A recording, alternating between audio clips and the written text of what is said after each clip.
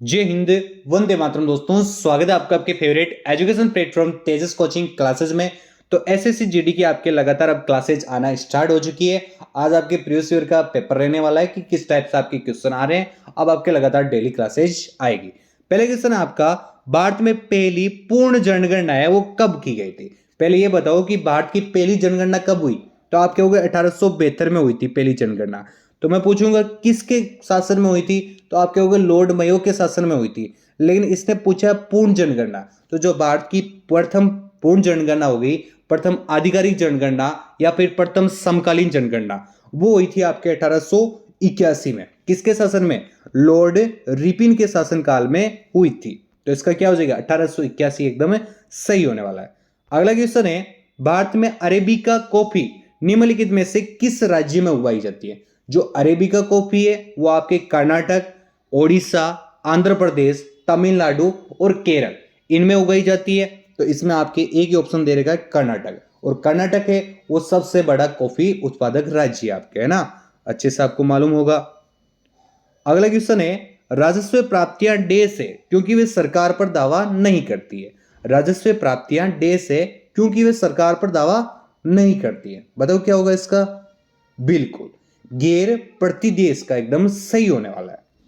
अगला है, 2017-18 में किस राज्य ने विजयराजा ट्रॉफी जीती थी? किस राज्य ने जीती थी? कौन सा राज्य हो जाएगा? बताओ जल्दी से। बिल्कुल कर्नाटक राज्य हो जाएगा। दो ऑप्शन के कर्नाटक हुआ है, मतलब पेपर बनाने वाला कर्नाटक का हो सकता है ना। अगला लेते हैं। अगला क्वेश्चन है आपका, निम्नलिखित में से कौन सा महाराष्ट्र का धन्यवाद ज्ञापन उत्सव है जहां बेलू को सम्मानित किया जाता है क्योंकि उन्हें खेती के लिए अनिवार्य माना जाता है? बहुत ही अच्छा क्वेश्चन है। क्या होगा इसका राइट उत्तर?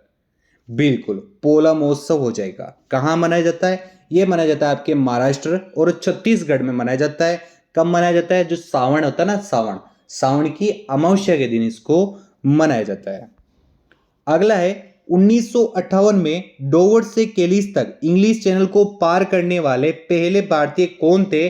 और 1966 में एक कैलेंडर वर्ष में 5 महाद्वीपों के महासागरों में तैराकी करने वाले एकमात्र व्यक्ति भी थे।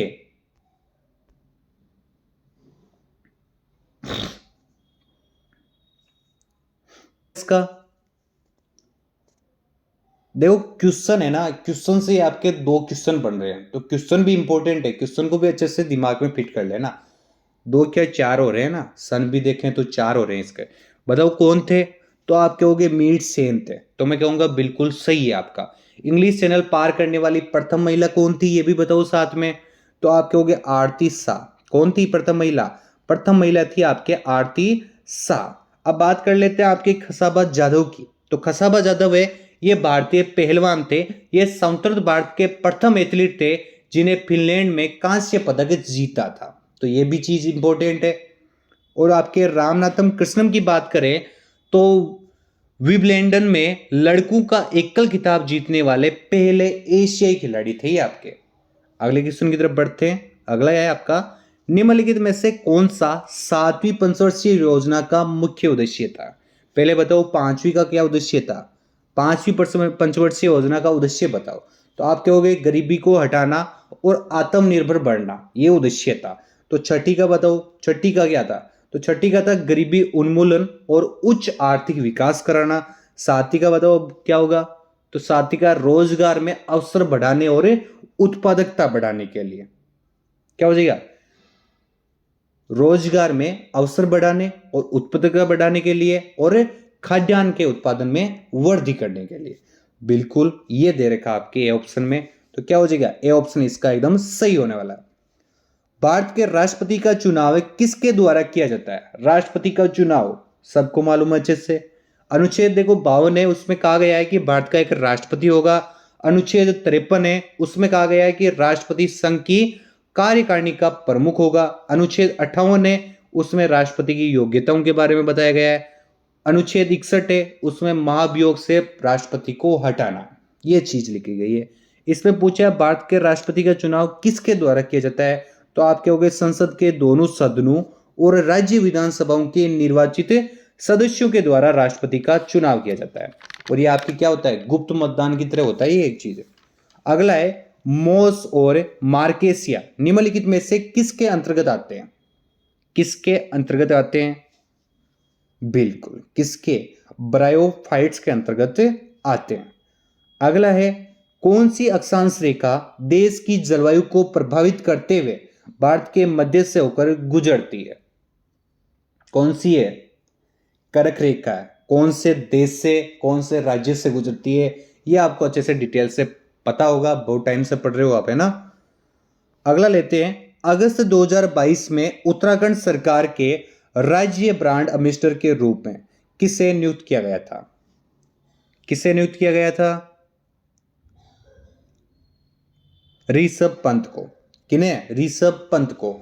और पवनदीप राजन है, उन्हें आपके उत्तराखंड की कला, पर्यटन और संस्कृति के ब्रांड एम्बेसडर बनाए गए थे। उत्तराखंड के ब्रांड एम्बेसडर की बात करें तो कौन थे? प्रसून जोशी। कौन हो जाएंगे? प्रसून जोशी हो जाएंगे। और आपके वंदना कटारिया की बात करें तो वे उत्तराखंड महिला अधिकारिता एवं बाल विकास विभाग की ब्रांड एम्बेसडर थी। अगले क्वेश्चन की तरफ बढ़ते हैं। कपड़ा मंत्रालय देश के अंतर्गत आता है? किसके अंतर्गत आता है? कपड़ा मंत्रालय। कपड़ा मंत्रालय के देश अंतर्गत आता है। क्या हो जाएगा इसका?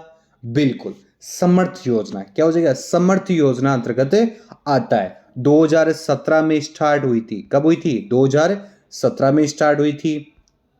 निम्नलिखित में से किससे मौर्य राजा के शासनकाल में कलिंग युद्ध लड़ा गया था? सबको मालूम है अच्छे से। क्या हो जाएगा? अशोक। कौन है? अशोक हो जाएंगे। ये आपके एक स्तूप और अखंड स्तंभ का निर्माण करवाया था। सांची की नींव है वो इन्होंने रखी थी। कलिंग के युग के बाद बौद्ध धर्म ग्रहण कर लिया था इन्होंने। अशोक और राजा अनंत के बीच कलिंग का युद्ध हुआ था। अगला है सितंबर 2022 में कोच्चि में भारत के पहले स्वदेशी विमान वाहक पोत INS विक्रांत को किसने शामिल किया? किसने शामिल किया? नरेंद्र मोदी। क्या हो जाएगा? नरेंद्र मोदी हो जाएगा। अगला है जागोई भारतीय शास्त्रीय नृत्य में निम्नलिखित में से किस रूप में एक प्रमुख शैली है? जागोई जातीय बहुसंगी मते लोगों जो नृत्य है उसको ही आपके जागोई कहते हैं। अब बता दो इसका क्या होगा? बिल्कुल मणिपुरी हो जाएगा। इसका क्या हो जाएगा? मणिपुरी हो जाएगा। महात्मा गांधी श्रृंखला के रूप में 2000 बैंक के नोट के पिछले हिस्से पर कौन सी आकृति है? कौन सी आकृति है? देखो 10 की नोट की बात कर लें, देखो जिससे कौन सा है? कोरना का सूर्य मंदिर है उस पे। 20 के नोट की बात करें तो आपके हो गए एलोरा की गुफाएं हैं उसमें। 50 की नोट की बात करें तो 50 में आपके हम्पी मंदिर है। हम्पी मंदिर है। 100 की बात करें तो 100 में रानी की वाव है। 200 की बात करें तो 200 में कौन सा है? तो 200 में आपके हो गए सांची स्तूप है।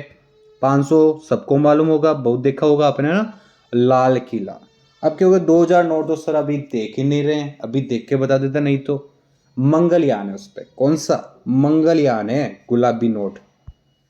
अगला है भारतीय संविधान के मूल पाठक में डेस अनुच्छेद शामिल है? मूल संविधान में 22 भाग, मूल संविधान में 22 भागों और 8 अनुसूचियों, और 8 अनुसूचियों में 395 अनुच्छेद है। कितने?